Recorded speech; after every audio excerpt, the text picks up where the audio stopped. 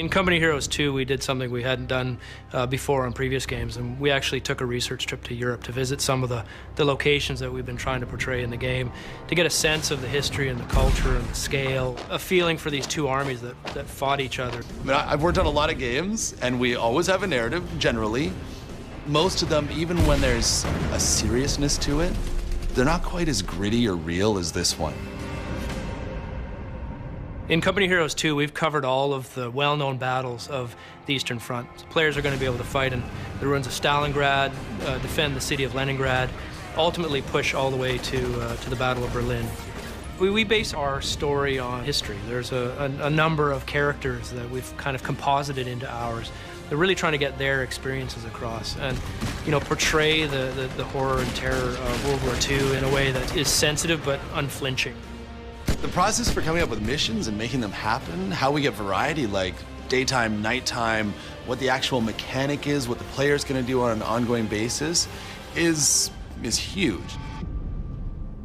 We've expanded quite a bit from Company of Heroes 1. We've got missions where you're leading a small group of snipers through a countryside, eliminating German officers. We've got a mission where you're sieging a castle. They actually fought with modern weapons at some of these places. So you had tanks and machine guns where you might typically think about knights and, you know, swords. The campaign itself is based on, you know, poring over history books, reading personal journals and records from soldiers. So although we can't recreate those battles exactly as they were, we try to capture some aspect, some element of what they might have felt like. We want to pull people through playing one mission where maybe it's a little bit tough to deal with the elements that are in that mission because horrible things are happening. Horrible things happen on the Eastern Front. That's an authentic part of the experience. But at the same time, we know that needs to swing upwards, and so we'll look for something that's going to be like, what's going to be really fun? What's going to be really fun is storming through German lines with tanks. Yeah, let's do that. What I love is encapsulating that feel from mission to mission, even beats within mission, to get that swing and flow. And I love it when it comes together and you really feel like you played one mission and got like 3 different experiences.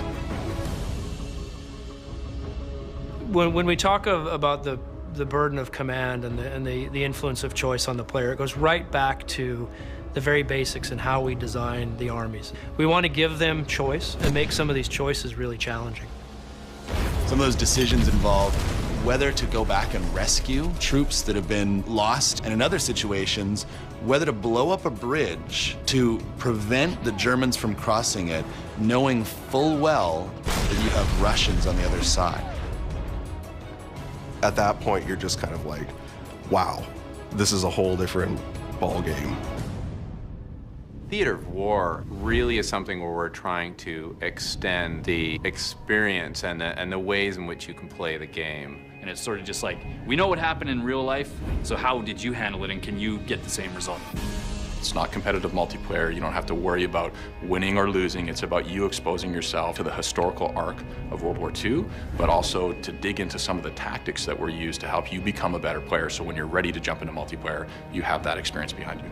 RTSs are inherently abstracted. You know, the camera's up high, and to deliver emotion and the kind of narrative experience that you want in a game is challenging. You're playing from a distance. Often players feel like the hand of God. They feel like they're just kind of controlling these little tiny men, but we wanted the player to feel like each soldier mattered. We have real places with their distinct landmarks. Like when you fight in Berlin, there are places there that you would recognize if you've seen, you know, photos of Berlin from that time, or even been there and seen the ruins of those buildings. We put a lot of detail in the battlefield, so you can zoom down and see it.